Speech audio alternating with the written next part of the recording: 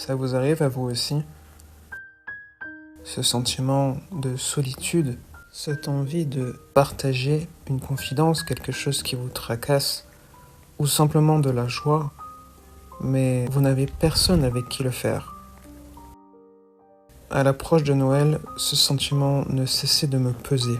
Ce que je ne savais pas à ce moment-là, c'est que cette solitude allait m'apporter le Noël le plus mémorable de ma vie.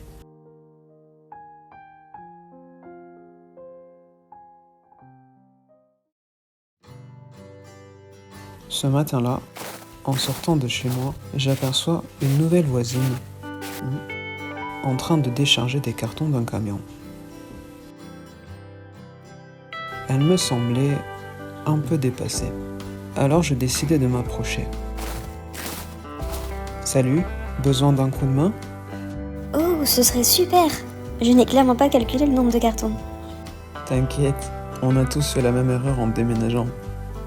C'est Paul au fait. Enchantée, Paul. Moi, c'est Sophie. Je suis vraiment contente de rencontrer des gens sympas dans le quartier. Et voilà, on y est arrivé. Merci pour l'aide, Paul. C'est un plaisir. Bienvenue dans le quartier. Alors que j'allais partir, j'ai été frappé par le sourire chaleureux de Sophie. Elle m'avait captivé.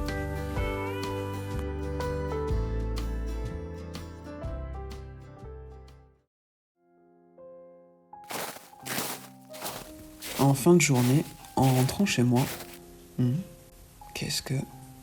Je trouvais un petit paquet mystérieux devant ma porte. Il y avait une carte à l'intérieur. Elle disait simplement « Pour un Noël réconfortant ». Le paquet contenait une écharpe tricotée. Une écharpe d'un rouge tellement vif, faite d'une laine tellement douce qu'elle me réchauffait le cœur, sans même la porter. Mais de qui pouvait venir ce cadeau? Je repensais aussitôt à Sophie, m'imaginant qu'elle pouvait être l'auteur de ce geste attentionné.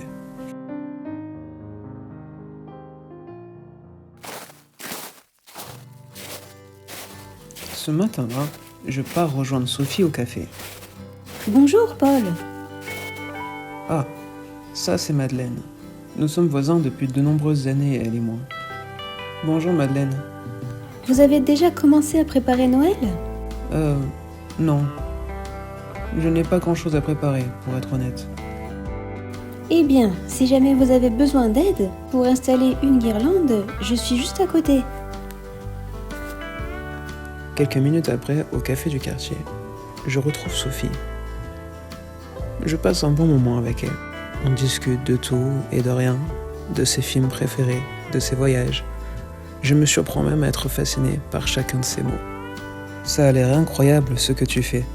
Voyager, explorer, c'est un peu comme dans les films. Eh bien, ce n'est pas toujours aussi glamour que ça en a l'air, mais j'aime l'aventure. Et revoilà ce sourire. Quand Sophie me souriait comme ça, je me sentais rempli de chaleur et d'espoir, comblant ma solitude.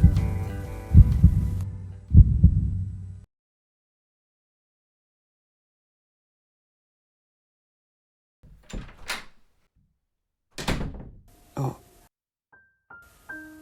Cette fois-là, avant de partir au boulot, un autre cadeau apparaissait. C'était un carnet en cuir, avec un message sur la première page qui disait « À celui qui sait voir la beauté en toute chose ». J'étais désormais persuadé que Sophie était celle qui me laissait ces petites attentions. Leur apparition était arrivée au même moment que son emménagement dans le village. Ça ne pouvait pas être une coïncidence. Dans un élan d'émotion, je décide de la contacter par message pour lui proposer de dîner avec elle un soir. Mais elle ne répond pas tout de suite.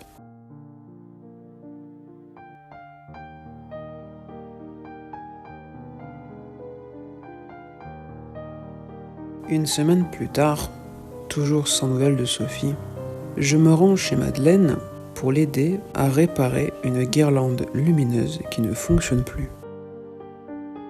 Merci infiniment, Paul. La magie n'aurait pas été là sans vous. Oh, c'est normal, vous savez. Vous semblez préoccupé. Des soucis, Paul? Oh, c'est Sophie. Elle est incroyable, vraiment. Elle est gentille, drôle. Elle m'inspire. Je l'ai invitée à dîner, mais je n'ai plus de nouvelles depuis plusieurs jours. Oh, je vois. Vous parlez de la jeune voisine qui a emménagé récemment. Je comprends. Elle est charmante. Soyez prudent, Paul. Parfois, on projette nos désirs et nos attentes sur quelqu'un qu'on connaît à peine. Pourquoi dites-vous ça? Elle est gentille, je suis sûr qu'elle est sincère. Oh, je ne dis pas le contraire, Paul. Seulement parfois, d'après mon expérience, on idéalise les gens, sans le vouloir. Parfois, on s'y attache trop rapidement, on les met sur un piédestal et puis on finit déçu. Vos expériences ne se reflètent pas obligatoirement sur la vie des autres. Et ce n'est pas juste une question d'idéaliser quelqu'un. Au revoir, Madeleine. Oh, mais attendez.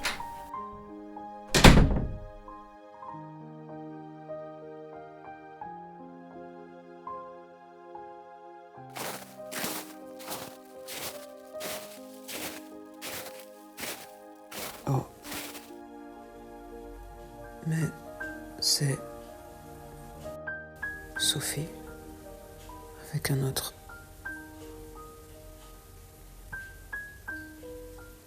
Tout s'éclairait à présent. J'ai réalisé que je m'étais fourvoyé sur la relation que j'avais avec elle.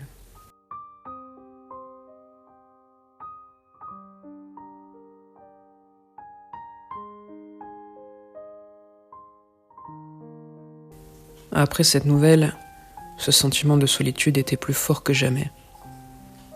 Mais les jours passaient et je continuais à recevoir des cadeaux anonymes. Étrangement, chacun d'eux m'apportait un peu de réconfort.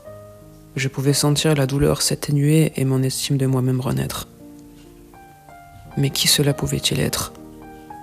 Ce n'est pas Sophie, c'était à présent une certitude. Je me sens bien bête d'avoir pu penser que c'était elle. Madeleine? Non. Cela fait de nombreuses années que l'on est voisins. Pourquoi aurait-elle ces attentions maintenant? Et puis je n'ai pas été sympa avec elle la dernière fois.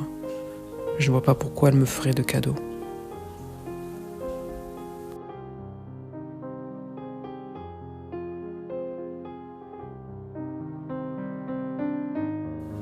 Je culpabilisais de mon dernier comportement avec Madeleine. Alors j'ai décidé d'aller lui rendre visite. J'y suis. J'espère qu'elle n'est pas trop fâchée.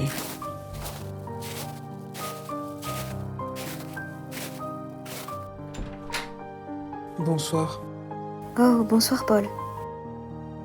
Je voulais vous présenter mes excuses pour l'autre jour. J'ai été injuste envers vous. Vous aviez raison pour Sophie. Elle n'était pas du tout ce que j'imaginais. Ce n'est rien, Paul. J'ai été maladroite envers vous. Et puis, nos émotions peuvent parfois dépasser nos pensées. Je suis reconnaissant sincèrement pour votre bienveillance. Je vais devoir y aller à présent. Je vous souhaite un très bon réveillon de Noël, Madeleine. Oh, vous savez, je n'aurais personne avec qui le partager si ce n'est avec moi-même et mes guirlandes lumineuses. Oh, je suis désolé. Ne vous inquiétez pas pour moi, Paul. Elle, pour qui Noël semblait si important, je savais qu'elle n'était pas si indifférente au fait de se retrouver seule pour le réveillon de Noël. Ça me rendait triste pour elle.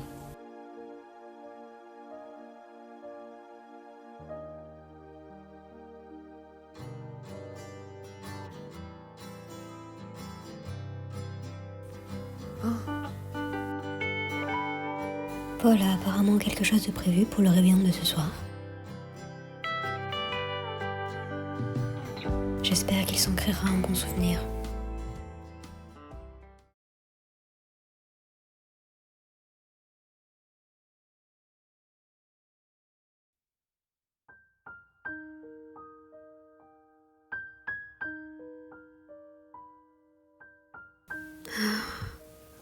Encore un Noël qui va être long et douloureux.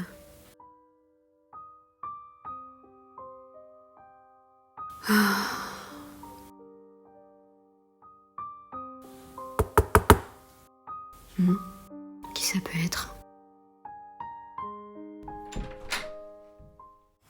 C'est pas vrai.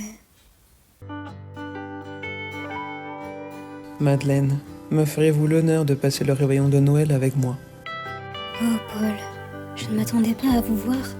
Mais bien sûr, entrez. Déchargez-vous donc. Posez tout ceci dans la cuisine. En déposant le plat de dinde sur la table de la cuisine, je remarquai une caisse remplie de petits outils de loisirs créatifs, dont une pelote de laine rouge. Ça me rappela le premier cadeau que j'avais reçu, l'écharpe rouge tricotée. C'est là que je compris. L'auteur des cadeaux mystérieux, c'était Madeleine.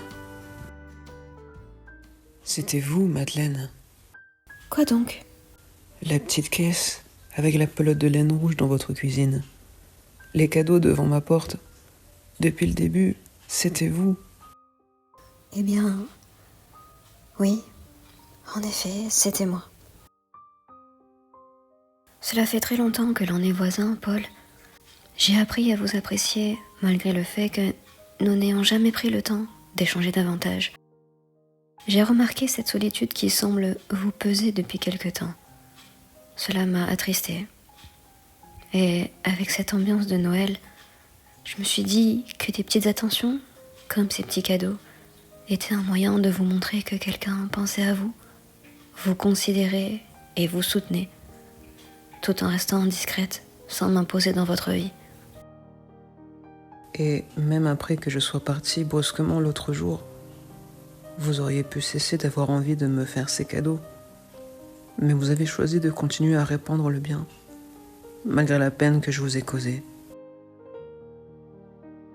Je savais que vous aviez réagi sur le coup de l'émotion. Je n'en ai pas tenu compte. Et puis je sais ô combien la douleur que peuvent causer les relations. Vous aviez besoin de temps après ce que vous avez vécu avec cette Sophie. Vous êtes une véritable amie, Madeleine. Comment vous remercier? Oh, mais vous ne savez pas la joie et le bonheur immense que vous m'offrez d'être venu passer ce réveillon de Noël avec moi ce soir. Et ce, sans savoir que j'étais l'auteur des cadeaux. Je n'attendais rien, mais vous avez eu ce geste. Une attention naturelle envers moi que je n'oublierai jamais. Mais pourquoi d'ailleurs? Tout le monde a besoin de se sentir considéré, Madeleine. Même vous. Je ne voulais pas que vous passiez cette soirée toute seule. Je réalise maintenant ce que l'on a perdu à ne pas avoir plus échangé auparavant, depuis tout ce temps que l'on est voisins. Eh bien, si nous rattrapions ce temps, commençons par savourer ce magnifique plat que vous nous avez cuisiné. Ce qu'il faut retenir de cette histoire, c'est que les liens les plus significatifs peuvent naître dans les moments les plus simples, quand deux âmes, pourtant isolées, trouvent le courage de tendre la main l'une vers l'autre. Avant de savoir que c'était Madeleine qui lui offrait ses cadeaux, Paul a été touché par sa propre solitude et cela l'a poussé à vouloir être présent pour elle. Sans même le réaliser, ils ont comblé mutuellement leur solitude. Lui en offrant sa présence lors d'un moment où elle se croyait invisible, elle en lui montrant par ses attentions silencieuses qu'il n'était pas oublié. Noël n'est pas seulement une fête, c'est un moment où la magie se cache dans ces gestes d'entraide spontanés, dans ces connexions inattendues qui nous rappellent que nous ne sommes jamais complètement seuls, même quand on le croit.